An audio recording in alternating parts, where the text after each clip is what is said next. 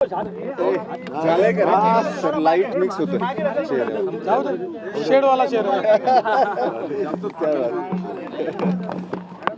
चला हे रोल का सर कार्यक्रमाला मोठ्या गोष्टी आज अतिशय आनंदाची गोष्ट आहे की प्रधानमंत्री आवास योजनेच्या अंतर्गत यावर्षी आपल्याला केंद्र सरकारने 6.5 लाख घरं मंजूर केली होती. ते टार्गेट वाढवण्यात आलेलं आहे. अतिरिक्त 13 लाख घरं आपल्याला देण्यात आलेली आहेत. एकूण आपण विचार केला तर जवळपास यावर्षी केंद्र सरकारच्या वतीनं महाराष्ट्रातल्या गरिबांकरता, कच्च्या घरात राहणाऱ्यांकरता, बेघरांकरता एका वर्षात 20 लाख घरं देण्याची अनाउन्समेंट आत्ताच केंद्रीय ग्रामविकास मंत्री आदरणीय शिवराज सिंग चौहान साहेबांनी केलेली आहे. महाराष्ट्राला मोदी सरकारने दिलेली ही अत्यंत मोठी भेट आहे आणि देशाच्या इतिहासामध्ये कुठल्याच राज्याला आजपर्यंत एका दिवसात किंवा एका वर्षात इतकी घरं मिळालेली नाहीत. ती 20 लाख घरं आपल्याला मिळालेली आहेत. खरं म्हणजे आपल्या आवास प्लसमध्ये 26 लाख त्या ठिकाणी लोकांचं रजिस्ट्रेशन आहे. आता ही 20 लाख घरं मिळाल्यामुळे आता फार कमी आपल्याकडे त्या यादीतले बेघर लोक राहतील जे पुढच्या वर्षी आपण कंप्लीट करू शकू. त्याचसोबत एक अजून महत्त्वाची अनाउन्समेंट त्यांनी केली आहे की पूर्वी सर्वेक्षणामधले जे निकष होते ते निकष देखील आता त्या ठिकाणी डायल्यूट करण्यात आलेले आहेत. ज्यांची नावं सुटली होती आणि जे खरे बेघर आहेत ते शेतकरी असो, महिला असो, अशा सगळ्यांना नव्या सर्वेक्षणामध्ये त्या ठिकाणी इन्क्लूड करण्यात येणार आहे. ती जी यादी बनेल त्या यादीतल्या लोकांनाही येत्या 5 वर्षामध्ये घरं द्यायची हा निर्णय माननीय मोदीजींनी केलेला आहे आणि तोच संकल्प आज शिवराज सिंग चौहान साहेबांनी या ठिकाणी सांगितला आहे. मी महाराष्ट्राच्या वतीनं माननीय देशाचे प्रधानमंत्री मोदीजी आणि केंद्रीय ग्रामविकास मंत्री शिवराज सिंग चौहानजी या दोघांचेही मनापासून आभार मानतो की आज 20 लाख घरं त्यांनी महाराष्ट्राकरता दिली आहेत.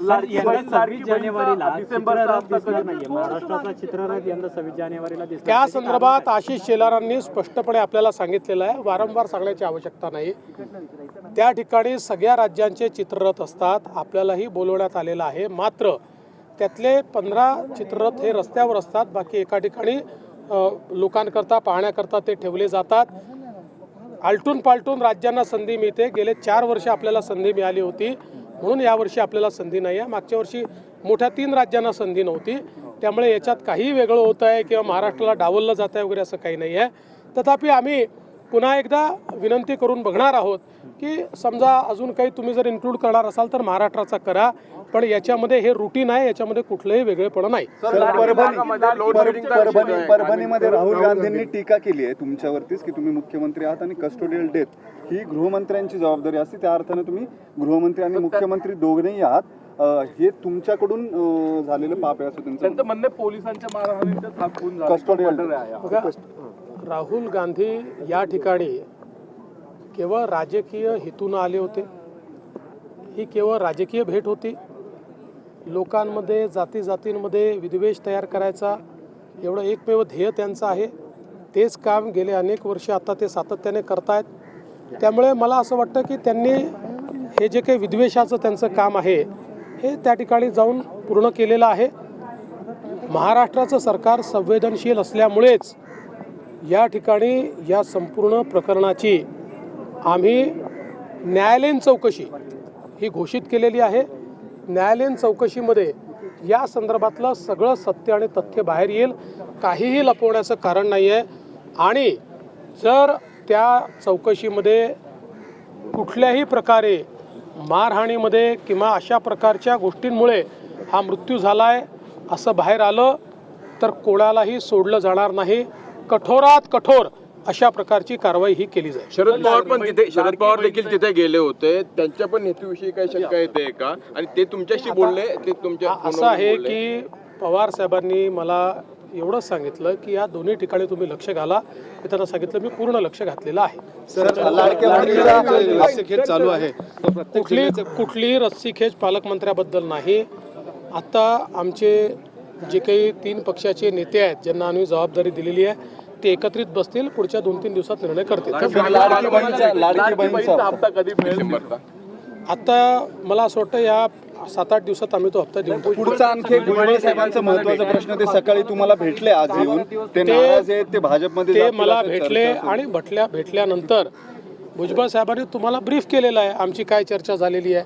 वेगळ्याने ब्रीफ करायची आवश्यकता नाही. भुजबळ साहेब आमच्या महायुतीचे एक प्रमुख नेते आहेत आणि तिन्ही पक्ष, मग ते अर्थातच राष्ट्रवादीचे आहेत म्हणून तिथे त्यांचा सन्मान आहेच, पण आमच्या तिन्ही पक्षाच्या नेत्यांच्या मनात त्यांच्याबद्दल सन्मानाची भावना आहे.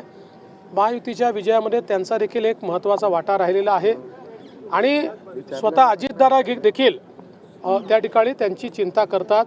मुळातच भुजबळ साहेबांना ज्यावेळेस अजितदादांनी मंत्रिमंडळामध्ये घेतलं नाही त्यावेळी भुजबळ साहेबांना डावलण्याचा त्यांचा हेतू नव्हता. त्यांनी मला सांगितलं की आमची इच्छा आहे की आमचा पक्ष हा राष्ट्रीय पक्ष राहिलेला आहे, आम्हाला तो राष्ट्रीय स्तरावर मोठा करायचा आहे आणि राष्ट्रीय स्तरावर भुजबळ साहेबांसारखा एक नेता ज्याला देशाच्या अन्य राज्यातही मान्यता आहे त्यांना आम्हाला राष्ट्रीय पातळीवर पाठवायचं आहे.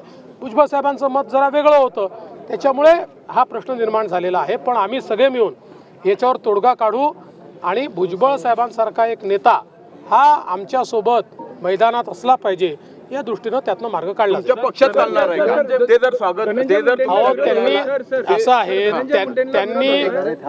त्यांनी अशी मागणी केली नाही, अशा प्रकारचा कुठला विषयही समोर आलेला नाही. शेवटी राष्ट्रवादी काँग्रेस आम्ही आणि शिवसेना ती काही एकत्रित आहोत ना, त्यामुळे आम्ही कशाला म्हणजे अशा प्रकारचे काही भावनाच नाही आहेत. आम्ही एकत्रित आहोत, निर्णय एकत्रित करायचे आहेत आणि त्यांच्याबद्दल तिन्ही पक्षांमध्ये आदर आहे. सर, मराठा क्रांती मोर्चाने पुन्हा एकदा अजित पवार यांच्या प्रत्येक कार्यक्रमामध्ये निदर्शनं करण्याची धनंजय घोषणा केलेली मुंडेंना आहे. मंत्रिपद धनंजय देऊ मुंडे नका यांच्यावर अशी कारवाई मागणी करावी अशी बेसिकली मागणी केली आहे. आहे. मला असं वाटतं की या ठिकाणी आता बीडच्या प्रकरणाची सगळी चौकशी चाललेली आहे. ती चौकशी दोन्ही प्रकाराने आपण करतो आहे आणि मी स्पष्टपणे सांगितलं आहे की चौकशीमध्ये कोणीही दोषी आढळला तरी त्याच्यावर कारवाई केली जाईल. त्यामुळे कुठल्याही प्रकारची निदर्शनं करणं हे काही योग्य होणार नाही.